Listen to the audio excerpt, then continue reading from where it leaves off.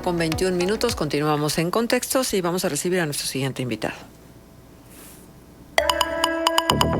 La voz de los protagonistas. Contacto telefónico. Bueno, ya tenemos acá al maestro Gerardo Jiménez, integrante de Prodefensa del NASAS, una persona con la que hemos estado en contacto permanente en lo que tiene que ver con el tema de agua saludable. Y Gerardo, nos da muchísimo gusto recibirte. Manuel Cerrato, Arturo González, Marcela Paman, te saludamos. Y nos interesa mucho tu opinión sobre los avances que lleva la obra y pues esta situación que, bueno, Gabriel García se fue otra vez al Senado, ya no hay este interlocutor que había designado el presidente, sino que ya todo queda en manos de Conagua, la negociación y las posibles situaciones que se avecinen en torno a la construcción misma de la obra. Gracias por acompañarnos. Buenos días, Marcela. Muchas gracias por la invitación. Gracias, Gerardo. ¿Cómo ves las cosas? ¿Cómo se va avanzando? ¿Es en tiempo y forma o ya estamos retrasados y eso significa riesgos? Bueno, mira, serían dos cosas. Uno, lo de agua saludable, que es un proyecto, pues como todos sabemos, ya está aprobado y tiene contemplado empezar a operar a fines de 2023. Ciertamente, por todas las cuestiones que se han presentado, pues tiene un retraso en la obra. Yo desconozco si para esa fecha se va a poder cumplir con el objetivo de empezar a operar. Pues también desconozco si ya los organismos operadores están preparados o están avanzando en prepararse para recibir el agua que les va a suministrar este proyecto. Sabemos todavía que en muchas de las redes de distribución hídrica existen fallas y que se tienen que corregir, porque si no van a recibir agua y parte de esos volúmenes pues se van a perder en fugas. Entonces, pues ojalá y se termine para 2023 para que pudiese suministrarse agua a la población, ya que, como estamos observando, en cada temporada de calor se presenta esta crisis hídrica o se agudiza la crisis hídrica que padecemos en la laguna, debido a que se incrementa la demanda y la capacidad de suministro de agua no es suficiente, de tal manera que se está recurriendo a las pipas como una alternativa emergente, pero que pues no debe normalizarse esa situación. Con respecto a la salida del senador Gabriel García, bueno, eso siempre fue una posibilidad. El senador no venía a quedarse en la comarca lagunera y pues nosotros como asociaciones civiles le planteamos que si bien estaba encaminado el proyecto de agua saludable, pues nos preocupaba que había otros asuntos muy graves todavía que no habían sido atendidos por este proyecto, y por eso le propusimos crear una agenda paralela que abordara esos temas. Entonces el senador aceptó, reconoció que agua saludable no atendía las causas estructurales de la problemática hídrica en la comarca lagunera, que se centran en la sobreexplotación, o que tienen como, digamos, tema más grave la sobreexplotación del acuífero. Entonces, él aceptó pues que se abordara esta agenda paralela mediante un proceso de diálogo convocado por la sociedad civil organizada de aquí de la comarca lagunera, en el marco de los acuerdos de Escazú y con la mediación de la Universidad Iberoamericana. La salida del licenciado, del senador, hasta ahorita lo que se nos ha dicho es que no cambia la situación. Ya el senador nos había anticipado que debido a que él no tenía facultades legales para convocar a las dependencias del gobierno federal que participaran en las mesas de diálogo con fines resolutivos, entonces solicitó la intervención de la Secretaría de Gobernación, que es la entidad del gobierno federal que puede convocar a cualquier dependencia de este nivel de gobierno para que pudiesen asistir o que coordinara pues la participación de las diferentes dependencias federales. Entonces en eso nos quedamos. La semana pasada tuvimos una reunión con personal de gobernación y sigue todavía vigente la idea, al menos es lo que se nos ha dicho, de que este proceso de diálogo puede continuar. Nos pidieron una prórroga por el cambio del subsecretario, que es el área que está encargada precisamente de atender este proceso. Uh-huh. Claro. Recientemente el gobernador de Durango, José Rosas Espuro Torres, y el alcalde de Lerdo, Homero Martínez, hicieron un recorrido. Y de la nota periodística, lo que rescatamos es que hablan de un 10% en el avance de la obra específicamente. Pareciera poco, ¿no, Gerardo? Sí, bueno, sabemos que hay un retraso. O sea, yo la verdad no tengo conocimiento de que sea posible que termine para el 2022. O sea, no tengo conocimiento preciso de los avances. La misma información que tú conoces, nosotros también por conducto de los medios la hemos recibido. Entonces, pues ya dependerá pues, de las capacidades del gobierno para cumplir el objetivo de terminar la obra a fines de 2023. Sí se ve complicado, ¿eh? Sí se ve complicado, ¿cierto? Ajá. Y con esta otro que tú decías, que a mí me parece que es fundamental, que no se están haciendo las obras colaterales que tendrían que hacerse para la distribución adecuada del agua una vez que se tenga ya la obra en sí, para que realmente pueda distribuirse esa agua sin tantas fugas, que es algo de lo que hemos venido hablando casi prácticamente desde que se presentó el proyecto. Bueno, yo entiendo que sí están realizando acciones de ese tipo. Lo que no sé si son suficientes para poder prepararse para recibir el agua que incluye el proyecto de agua saludable. O sea, que el déficit en la red hídrica urbana, pues todos sabemos que es muy grande. O sea, son muchos tramos que pues, se han deteriorado, están obsoletos y que prácticamente necesitan reponerse.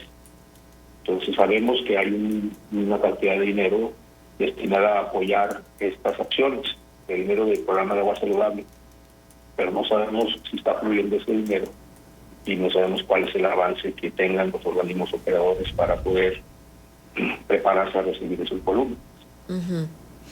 Sí, sí, digo, evidentemente, ¿Y tú crees que sea una cuestión de dinero por lo que va retrasada la obra, o finalmente todas estas negociaciones que tuvieron que existir con la gente que está utilizando el agua del río en San Jacinto y en algunos otros lugares de ahí de mismo Lerdo, son los que originaron este retraso tan importante?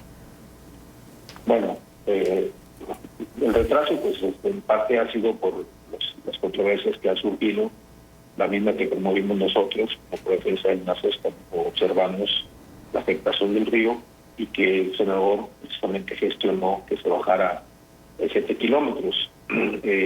También fue la comunidad de los ejidos que sentían pues la amenaza de que no se les entregara el agua y precisamente ellos mandaron que fueran 7 kilómetros y se bajara el punto de extracción abajo de los canales que distribuye agua para el riego de sus cultivos.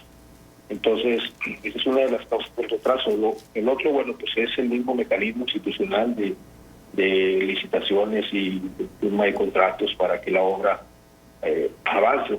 Ahí no tengo yo información puntual, pero sí ambos aspectos nos indican que hay un retraso. Uh-huh. Gerardo, buenos días. Saluda a Manuel Cerrato. Quien recientemente también se pronunció con respecto a agua saludable fue el delegado del gobierno federal en Coahuila, Reyes Flores, quien dijo que la laguna sí tiene agua. El problema es que está a 60 kilómetros de distancia y que entonces esa presa que en un inicio se construyó para que no nos ahogáramos, a final de cuentas terminó deshidratándonos. ¿Tú coincides con esa visión?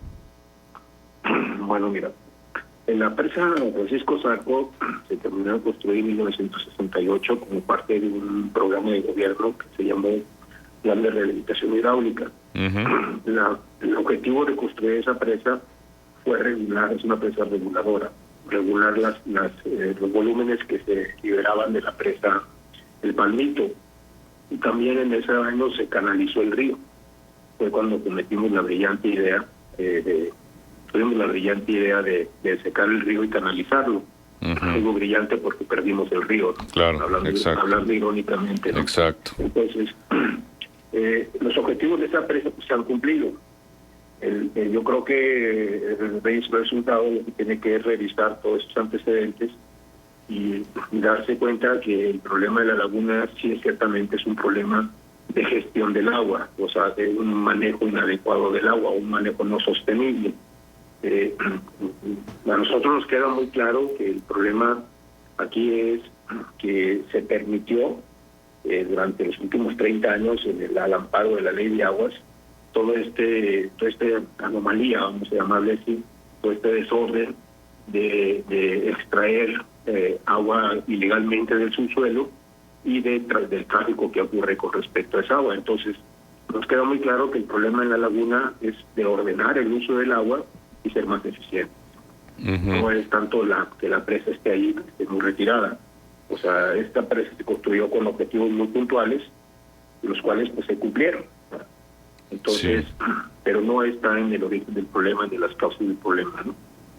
Sí. Yo creo que el licenciado debe documentarse un poco más. Totalmente. Ahora, Gerardo, también preguntarte qué tanto está lloviendo en la cuenca alta y media del Nazas o qué tanto ha llovido, porque no hemos tenido precipitaciones en la zona urbana prácticamente, pero allá, ¿qué tal? Porque ayer hablábamos con el secretario de Agricultura y nos decía las probabilidades de precipitación son muy pocas, tan es así que podría estar en riesgo, por ejemplo, el ciclo agrícola del 2023. Bueno, mira, pues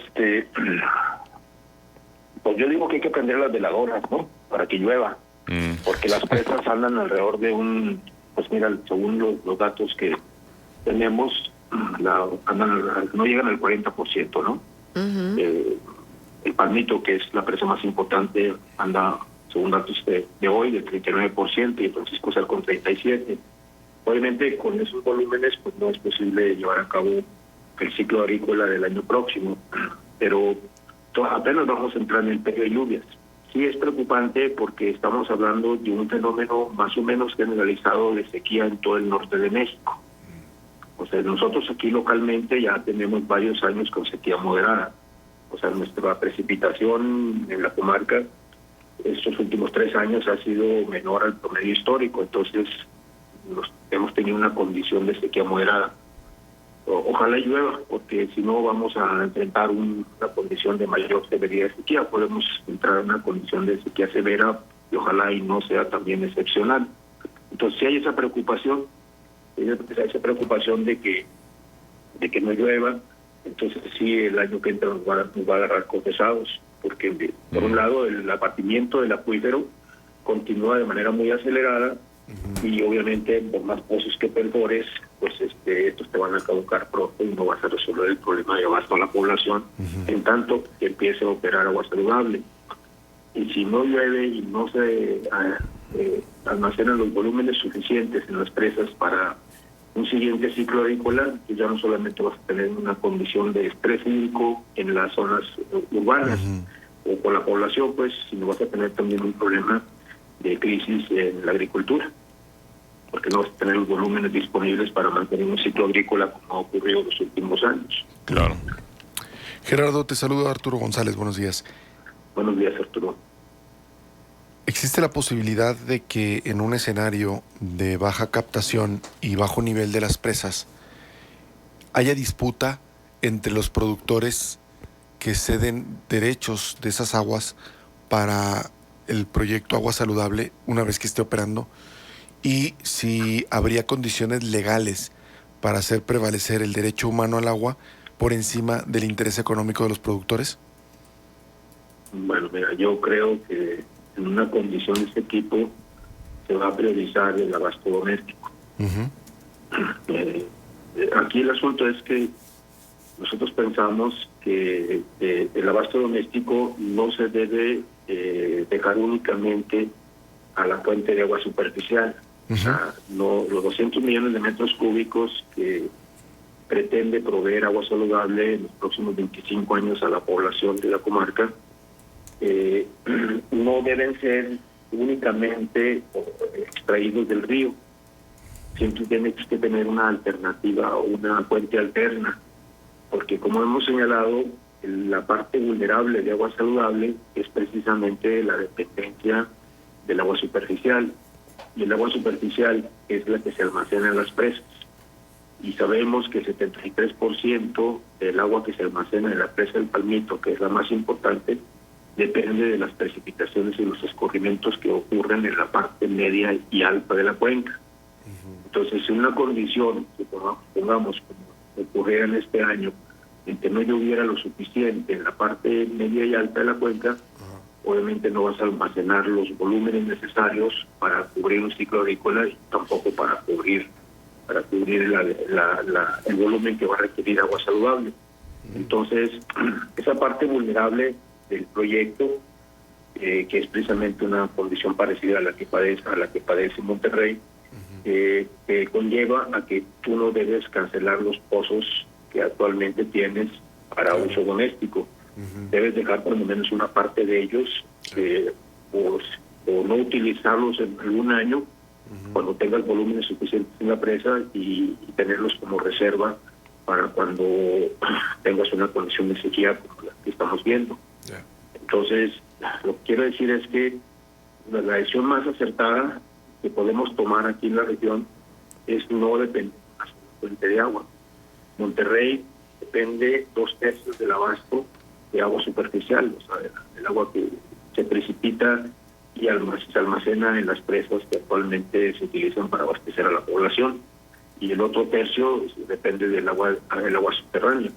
Precisamente esta dependencia de un porcentaje mayor del agua superficial es lo que conduce a la crisis en Monterrey. O sea, si tienes una condición de sequía, no hay precipitación, no hay agua que se almacene en las presas, y te surge el déficit y toda esta condición de estrés hídrico. Entonces, aprendamos de nuestros vecinos, y nosotros debemos de pensar en tener más de una fuente de agua para el abasto de la población. Pero eso también nos lleva al problema de siempre, el problema que ya todos conocemos y que increíblemente no hay una atención por parte de ningún nivel de gobierno, particularmente el gobierno federal, que es el problema de la sobreexplotación. Sí. Porque de todos modos, aunque tú descanses pozos para el abasto doméstico los próximos 25 años, si no controlas la sobreexplotación, si no frenas ya este proceso de extracción ilegal del agua escandaloso que tenemos en la comarca lagunera, y que quienes lo realizan parece que no pasará nada, parece que viene una burbuja ajena a la realidad que tenemos. Entonces, pues la condición que vamos a tener entre los próximos 25 años o antes va a ser muy delicada, porque el abatimiento que está sufriendo el acuífero es muy rápido, es muy acelerado. O sea, hablamos de una extracción del doble de lo que se recarga en datos oficiales, pero no estamos considerando todo ese tráfico ilegal de agua que ocurre con los famosos pozos clonados y todas esas formas de extracción ilegal que se han creado en la comarca lagunera y que el gobierno no ha controlado. Sí. Entonces, nosotros, a la par de que nos abastezcamos de agua de la superficial almacenada en las presas, tenemos que recuperar el acuífero. El acuífero es nuestra reserva de agua para el futuro. Entonces, pues ya se tiene que meterle mano. O sea, no estamos de acuerdo en que se llegue a actos de autoridad drásticos, pero si las personas que están extrayendo agua de forma ilegal no reaccionan, no colaboran, pues yo creo que van a terminar precisamente enfrentando los actos de autoridad. Sí, establecer el control. Van a ser justificados, ¿eh? Ahora, es curioso, digo, porque hemos escuchado al presidente López Obrador hablar fuerte contra la extracción de agua en la laguna, ¿no? Ha cuestionado incluso la presencia de la cuenca lechera en la región, pero no hemos visto, en consecuencia, una acción determinada. Hay, al parecer, acciones que de pronto se llevan a cabo, pero no de forma constante, al menos como para hablar de que todas las norias, todos los pozos que actualmente se encuentran en el sector agropecuario ya están bajo control, ¿no?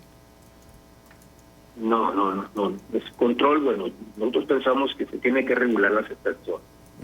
Y el problema de que tengamos estas sobreexplotación es que no se mide, o la forma en que se mide es no confiable, pues. Sí. Entonces ya la propuesta está sobre la mesa. Tiene que establecerse un sistema de medición confiable. La propuesta es que sea telemetría. pero hay una resistencia de los grandes usuarios a que se les mida, porque va a aflorar precisamente todos esos volúmenes que están siendo extraídos ilegalmente y pues tienen miedo de que se les evidencie como que se están robando el agua. Sí. Pero bueno, pues ellos deben de entender que están mal, que nos están afectando a toda la sociedad.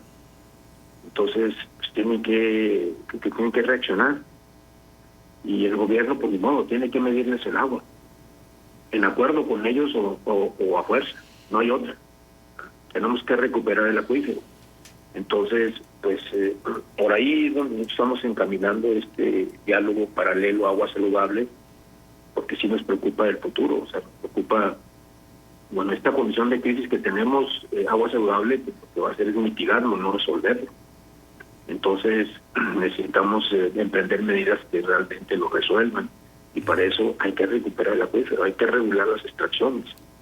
Entonces implementar un sistema de medición confiable. Yo lo entiendo, todos lo entendemos. Utilizaste grandes volúmenes de agua para desarrollar actividades productivas, posibilizarte a la economía, pero muchos de esos volúmenes son ilegales, y sabemos que esos volúmenes te van a implicar reducir la superficie de cultivo y hacerte más productivo, más eficiente. Pues no estamos hablando de cualquier volumen, estamos hablando de una cantidad suficiente de agua para sembrar miles de hectáreas de cultivo que actualmente están establecidas de forma ilegal, no solamente con agua subterránea, también con agua superficial. Por eso hemos insistido que el problema en la laguna se resuelve no en el corto plazo, eso no es posible, pero sí se resuelve poniendo orden, o sea, regulando las extracciones, controlando el tráfico del agua. O sea, si nosotros ordenamos y somos más eficientes, no tenemos por qué estar enfrentando estas crisis, y tenemos volúmenes disponibles para asegurar un futuro, un siglo o 2 siglos más, cosa que no tiene Monterrey o las principales metrópolis del norte de México. Nosotros tenemos acuíferos, no hemos sabido cuidarlos. Claro. Tenemos precios. Entonces, yo creo que aquí el problema de la laguna es que no hay agua, es que el agua se está manejando de manera inadecuada, de manera no sostenible. Se permitió esta extracción y tráfico ilegal del agua, y hay que ordenarlo, hay que regularlo, no queda otra. Van a tener que sacrificar quienes están utilizando esa agua ilegal. Tienen que entender que ya esto no puede ser posible porque nos están afectando a todos los habitantes de esta región. Bueno, pues ojalá que realmente sea así. Gerardo, mira, nos dicen lo siguiente respecto al proyecto de Agua Saludable. Hay algo que no se menciona, y es los beneficios que recibirán los ejidatarios, beneficios entre comillas, que recibirán los ejidatarios que se dan parte de sus derechos para el programa. Hasta donde tengo entendido, recibirán tecnificación, pero nadie ha mencionado detalles al respecto, y eso también es muy importante. Es lo que nos dicen en un comentario. Y esto otro es, con Nuevo León, ejemplo, poner las barbas a remojar, debe planearse. Muy buena exposición de Gerardo Jiménez. Pues te agradecemos como siempre tu presencia, Gerardo, y que compartas con nosotros su conocimiento, que es siempre amplio en relación al tema. Gracias a ti, Marcela, gracias a todos ustedes, que tengan buen día. Gracias. Igualmente, Gerardo. Muchísimas gracias. Bueno, son las 8 de la mañana con 45 minutos. Vamos a hacer una pausa comercial y regresamos. Les recordamos que tenemos todavía 2 pases dobles para el béisbol. No me digan que no quieren ir. Bueno, ya sabe usted. 871-711-0260. Contextos. El programa